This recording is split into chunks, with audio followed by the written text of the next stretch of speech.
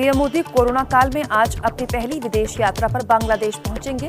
कल ओरकांडी के मथुआ मंदिर जाएंगे। कल ही बंगाल में पहले चरण का मतदान है। बांग्लादेश रवानगी से पहले प्रधानमंत्री का बयान, कहा यह दौरा आर्थिक और विकास के लिए नहीं, सांस्कृतिक रूप से भी दोनों देशों के लिए अहम। बांग्लादेश दौरे के पहले दिन पीएम मोदी आज बांग्लादेश नेशनल डे कार्यक्रम में शामिल होंगे। बंगबंधु शेख मुजीबुर रहमान के जन्म शताब्दी कार्यक्रम में शरीक होंगे पीएम। ढाका में आज शाम बंगबंधु इंटरनेशनल कॉन्फ्रेंस सेंटर भी जाएंगे प्रधानमंत्री, जहां बंगबंधु बापू म्यूजियम का पीएम शेख हसीना के साथ मिलकर उद्घाटन करेंगे। बांग्लादेश दौरे में कल द्विपक्षीय बातचीत के अलावा प्रधानमंत्री कई राजनीतिक और कई दूसरे कार्यक्रमों में हिस्सा लेंगे। इससे पहले सतखिरा के काली मंदिर में दर्शन भी करेंगे।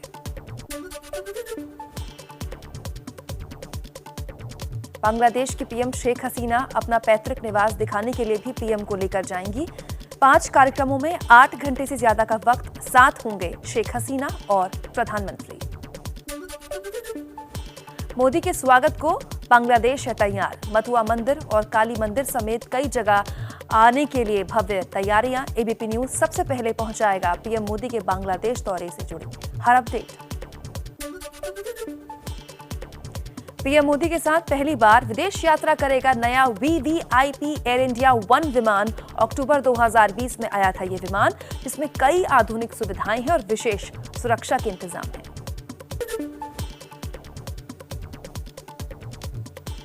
पश्चिम बंगाल और असम में पहले चरण के लिए चुनाव प्रचार थमा। बंगाल की 30 और असम की 47 सीटों पर कल डाले जाएंगे वोट। एबीपी न्यूज पर एक्सक्लूसिव इंटरव्यू में गृह मंत्री अमित शाह बोले, पूरे देश में एक साथ लागू होगा सीएए कानून। ममता सरकार ने किया था विरोध, लिहाजा बंगाल के घोषणा पत्र में सीएए का वादा किया। एबीपी न्यूज से खास बातचीत में रक्षा मंत्री राजनाथ सिंह बोले, बंगाल में ना खेला होबे ना तमाशा होबे, अब बंगाल में सिर्फ विकास होबे। बीजेपी 200 से ज्यादा सीटें जीतेगी।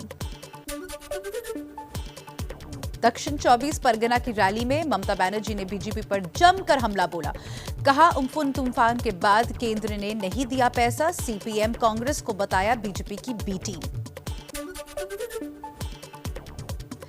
बंगाल के सीएम ममता बनर्जी पर दिलीप घोष का फिर से विवादास्पद बयान, कहा एक महिला साड़ी पहने हुए है और अपना पैर दिखा रही है, यह हमारी संस्कृति नहीं है। टीएमसी ने ट्वीट के जरिए दिलीप घोष पर साधा निशाना, लिखा माफी मांगना तो भूल जाओ। दिलीप घोष बंगाल की बेटी के खिलाफ अपमान वाले बयान का बचाव कर रहे हैं, इसकी सजा उनको जनता देगी। टीएमसी के राज्यसभा सांसद शांतनु सेन ने भी दिलीप घोष पर साधा निशाना, बोले बीजेपी के मन में औरत के लिए कोई सम्मान नहीं है। यह पहली बार नहीं है कि दिलीप घोष ने ऐसा कोई बयान दिया हो। शिवसेना सांसद प्रियंका चतुर्वेदी ने भी दिलीप घोष के बयान पर उठाए सवाल, बोली बीजेपी की सोच महिला विरोधी। टीएमसी के नेता शेख आलम का विवादित बयान, कहा अगर भारत के 30% मुसलमान एक साथ आ जाए तो बन सकता है 4 पाकिस्तान, फिर 70% लोगों का क्या होगा। बीजेपी नेता अर्जुन सिंह का शेख आलम के बयान पर पलटवार, कहा ममता बनर्जी को गिरफ्तार करना चाहिए। शेख आलम मुसलमान मतदाताओं को लुभाने वाली संपत्ति है, दीदी सत्ता में रहने के लिए कुछ भी कर सकती हैं। बंगाल पर अपडेट आगे और हुगली के चुचुरा में चुनाव प्रचार के दौरान साड़ी में ही फुटबॉल मैदान में शॉट मारती दिखी लॉकेट चैटर्जी। विधानसभा चुनाव में बीजेपी की उम्मीदवार हैं लॉकेट चैटर्जी। हुगली में सीपीएम उम्मीदवार ने प्रचार के दौरान निकाला गन्ने का जूस। मोहम्मद सलीम हुगली के चंडीतला से सीपीएम उम्मीदवार हैं। पश्चिम बंगाल में आज से दूसरे चरण के प्रचार में जुटेंगे पार्टी के कई दिग्गज। ममता बनर्जी पश्चिमी मिदनापुर में आज 3 रैलियों को संबोधित करेंगी, तो भतीजे अभिषेक बनर्जी को भी बांकुरा में 3 जनसभाएं करनी है। असम के सिलचर से आज गृह मंत्री अमित शाह की रैली है। शाम 5:30 बजे जनता को संबोधित करेंगे। असम में एमपी के सीएम शिवराज सिंह चौहान ने कांग्रेस पर जमकर बोला हमला। राहुल गांधी के नाम का मतलब बदला, कहा आर का मतलब रिजेक्टेड, ए का मतलब एब्सेंट, एम का मतलब माइंड, एच का होपलेस, यू का मतलब यूजलेस और एल का मतलब लायर। एमपी के पूर्व सीएम कमलनाथ का असम दौरा, पार्टी नेताओं और कार्यकर्ताओं से चुनाव की तैयारियों पर चर्चा करेंगे। बीजेपी अध्यक्ष जेपी नड्डा का आज तमिलनाडु और असम में चुनाव प्रचार, कई रैलियों को संबोधित करेंगे, रोड शो का भी कार्यक्रम। तमिलनाडु में जोरदार प्रचार में जुटे डीएमके अध्यक्ष एमके स्टालिन, रोड शो में भारी भीड़ उमड़ी। कोलातूर विधानसभा सीट से चुनाव लड़ रहे हैं स्टालिन।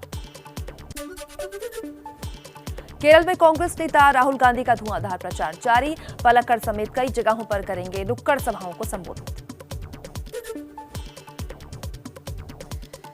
कृषि कानूनों के खिलाफ किसानों के आंदोलन को 4 महीने पूरे हुए। आज किसान संगठनों ने किया भारत बंद का ऐलान, शाम 6 बजे तक बंद रहेगा, 12 घंटे का बंद। संयुक्त किसान मोर्चा का दावा, आज दुकानें सभी बाजार बंद रहेंगे। दिल्ली बॉर्डर पर धरना स्थलों के पास जो वैकल्पिक रास्ते खोले गए थे वो भी शाम 6 बजे तक बंद रहेंगे। चक्का जाम के साथ ट्रेनें भी रोकी जाएंगी। संयुक्त किसान मोर्चा का दावा, मजदूर, छात्र और वकील संगठनों के अलावा कई राजनीतिक दलों का भारत बंद को समर्थन। आईएनएलडी के अभय चौटाला ने वीडियो जारी कर भारत बंद को पूर्ण समर्थन देने का ऐलान किया।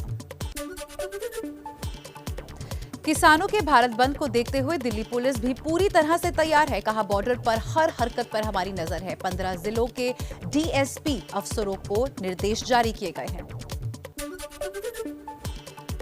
आंदोलन पर डटे किसान नेताओं ने कहा कि 28 मार्च को तीनों नए कृषि कानूनों की प्रतियों की होली जलाएंगे। जब तक सरकार नहीं मानती, आंदोलन को हम और तेज करते जाएंगे। देश में 5 महीने बाद कोरोना के 50,000 से ज्यादा केस सामने आए। एक दिन में 53,976 नए मरीज सामने आए। 291 लोगों की मौत भी हुई।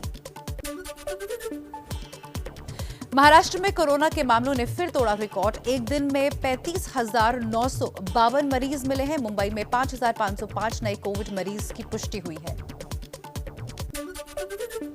मुंबई में कोरोना का कहर बढ़ने के बाद भी लापरवाही बरती जा रही है। बस लोकल के साथ साथ मार्केट में लोग उड़ा रहे हैं सामाजिक दूरी के नियमों की धज्जियां।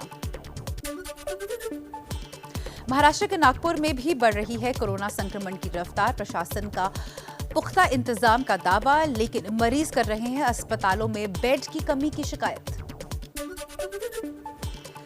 दिल्ली में कोरोना के मरीजों की संख्या में इजाफा, 1 साल के बाद ज्यादा मरीज सामने आए हैं। एक दिन में 1,515 नए मरीजों की पुष्टि हुई है। गुजरात में भी कोरोना के मरीजों का रिकॉर्ड टूटा है। 24 घंटे में अब तक के सबसे ज्यादा 1961 नए मरीज सामने आए हैं। पंजाब में एक दिन में कोरोना के 2700 नए केसेस सामने आ गए, कई लोगों की मौत भी हुई। बिहार में एक दिन में कोरोना के 700 नए केसेस सामने आ गए, लेकिन लापरवाही लोगों की जारी है। पटना रेलवे स्टेशन में और पार्क्स में लोग बिना मास्क के घूम रहे हैं। मध्य प्रदेश के जबलपुर में सख्ती और रविवार के लॉकडाउन के आदेश के बाद भी लापरवाही, बिना मास्क सड़कों पर निकल रहे हैं लोग। कोरोना वैक्सीन की 2 डोज लेने के बाद भी लखनऊ के एसजीपीजीआई के director R K Dhiman corona positive हो गए। उनकी पत्नी भी पॉजिटिव है।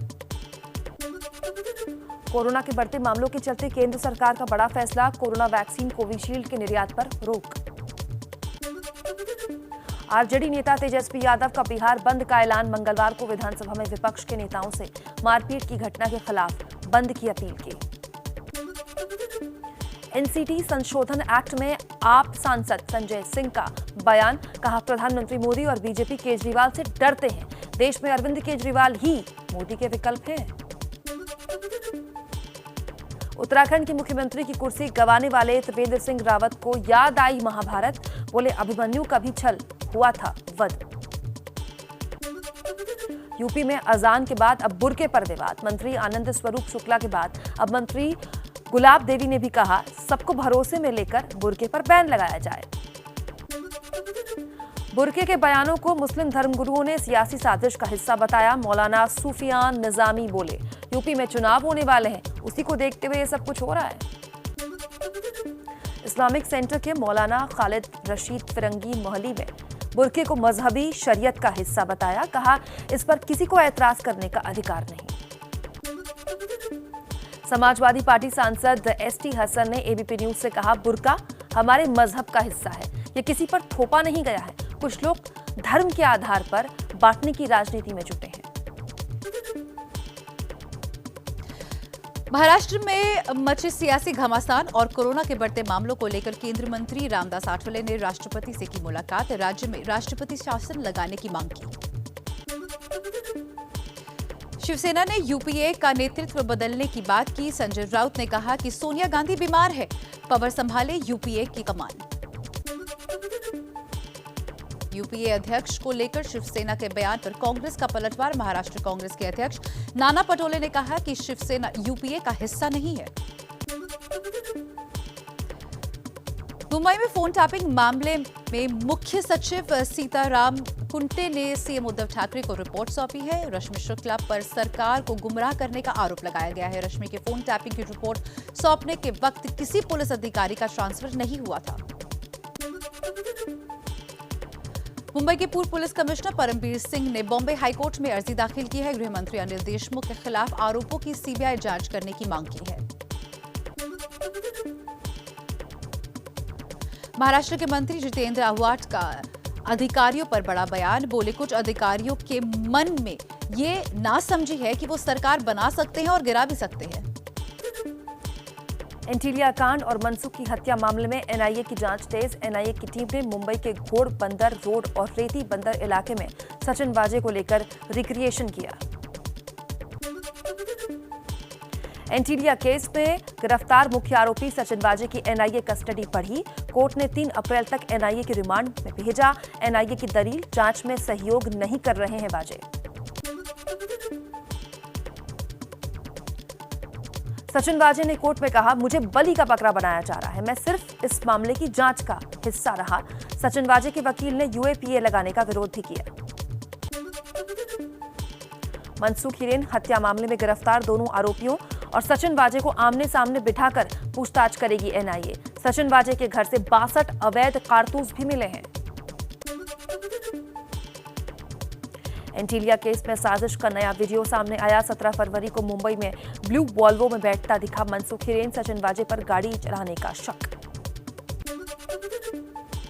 एंटीलिया केस में नया खुलासा, सचिन वाजे के कहने पर हुई थी मनसुख की हत्या। विनायक शिंदे ने फोन कर मनसुख को बुलाया था, मुंह पर रुमाल बांधकर खाड़ी में फेंक दिया। हत्या के वक्त वाजे मौजूद था।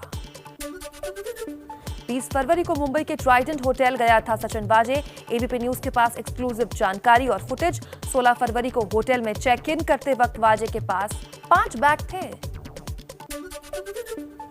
मनसुख हत्याकांड को लेकर सचिन वाजे ने टिप्सी बार पर रेड भी की थी। बार के मुताबिक बार बंद होने के बाद वाजे ने 20 पुलिस वालों के साथ छापा मारा था। वाजे ने पूरे वक्त मास्क लगाए रखा। 3,700 करोड़ रुपए के बैंक धोखाधड़ी के मामले में सीबीआई की कार्रवाई तेज। सीबीआई की टीम ने देश के 100 अलग अलग जगहों पर छापेमारी की।